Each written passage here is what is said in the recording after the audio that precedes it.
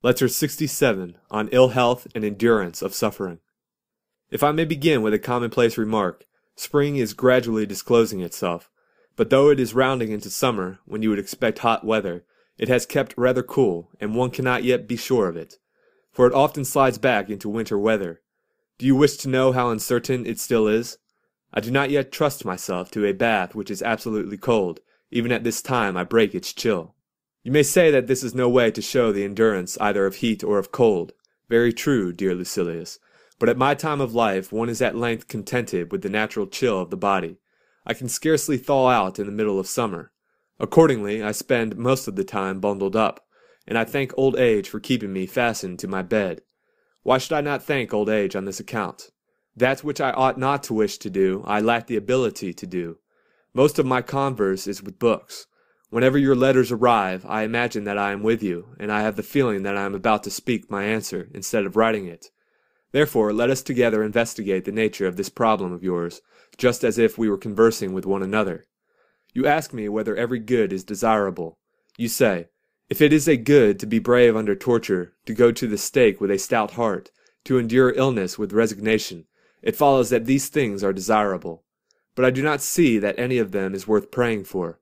At any rate, I have, as yet, known of no man who has paid a vow by reason of having been cut to pieces by the rod, or twisted out of shape by the gout, or made taller by the rack.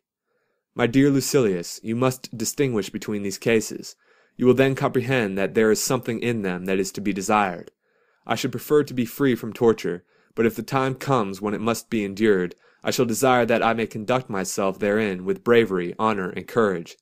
Of course, I prefer that war should not occur, but if war does occur, I shall desire that I may nobly endure the wounds, the starvation, and all that the exigency of war brings. Nor am I so mad as to crave illness, but if I must suffer illness, I shall desire that I may do nothing which shows lack of restraint, and nothing that is unmanly.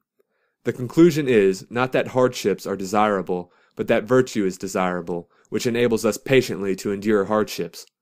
Certain of our school think that, of all such qualities, a stout endurance is not desirable, though not to be deprecated either, because we ought to seek by prayer only the good which is unalloyed, peaceful, and beyond the reach of trouble. Personally, I do not agree with them. And why? First, because it is impossible for anything to be good without being also desirable. Because, again, if virtue is desirable, and if nothing that is good lacks virtue, then everything good is desirable. And, lastly, because a brave endurance even under torture is desirable. At this point I ask you, is not bravery desirable? And yet bravery despises and challenges danger. The most beautiful and most admirable part of bravery is that it does not shrink from the stake, advances to meet wounds, and sometimes does not even avoid the spear, but meets it with opposing breast.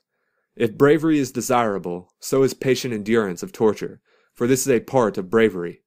Only sift these things, as I have suggested, then there will be nothing which can lead you astray. For it is not mere endurance of torture, but brave endurance, that is desirable. I therefore desire that brave endurance, and this is virtue. But, you say, whoever desired such a thing for himself? Some prayers are open and outspoken, when the requests are offered specifically. Other prayers are indirectly expressed, when they include many requests under one title. For example, I desire a life of honor. Now, a life of honor includes various kinds of conduct. It may include the chest in which Regulus was confined, or the wound of Cato which was torn open by Cato's own hand, or the exile of Rutilius, or the cup of poison which removed Socrates from jail to heaven. Accordingly, in praying for a life of honor, I have prayed also for those things without which, on some occasions, life cannot be honorable. O thrice and 4 times blessed were they who underneath the lofty walls of Troy met happy death before their parents' eyes. What does it matter whether you offer this prayer for some individual, or admit that it was desirable in the past? Decius sacrificed himself for the state. He set spurs to his horse, and rushed into the midst of the foe, seeking death.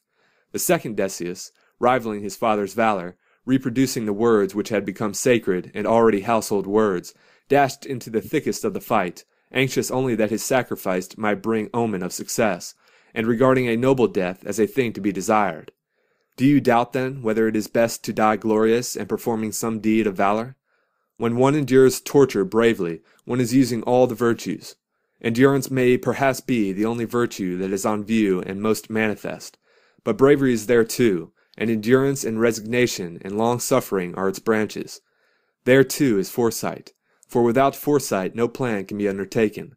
It is foresight that advises one to bear as bravely as possible the things one cannot avoid. There also is steadfastness, which cannot be dislodged from its position, which the wrench of no force can cause to abandon its purpose. There is the whole inseparable company of virtues. Every honorable act is the work of one single virtue, but it is in accordance with the judgment of the whole council. And that which is approved by all the virtues, even though it seems to be the work of one alone, is desirable. What? Do you think that those things only are desirable which come to us amid pleasure and ease, in which we bedeck our doors to welcome? There are certain goods whose features are forbidding. There are certain prayers which are offered by a throng, not of men who rejoice, but of men who bow down reverently and worship. Was it not in this fashion, think you, that Regulus prayed that he might reach Carthage? Clothe yourself with a hero's courage, and withdraw for a little space from the opinions of the common man. Form a proper conception of the image of virtue, a thing of exceeding beauty and grandeur. This image is not to be worshipped by us with incense or garlands, but with sweat and blood. Behold Marcus Cato, laying upon that hallowed breast his unspotted hands, and tearing apart the wounds which had not gone deep enough to kill him. Which, pray, shall you say to him? I hope all will be as you wish, and I am grieved?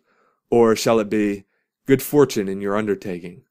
In this connection I think of our friend Demetrius, who calls an easy existence, untroubled by the attacks of fortune, a dead sea. If you have nothing to stir you up and rouse you to action, nothing which will test your resolution by its threats and hostilities, if you recline in unshaken comfort, it is not tranquillity, it is merely a flat calm. The Stoic Attalus was wont to say, I should prefer that fortune keep me in her camp rather than in the lap of luxury. If I am tortured, but bear it bravely, all is well. If I die, but die bravely, it is also well. Listen to Epictetus, he will tell you that it is actually pleasant. I myself shall never apply an effeminate word to an act so honorable and austere. If I go to the stake, I shall go unbeaten. Why should I not regard this as desirable? Not because the fire burns me, but because it does not overcome me. Nothing is more excellent and more beautiful than virtue.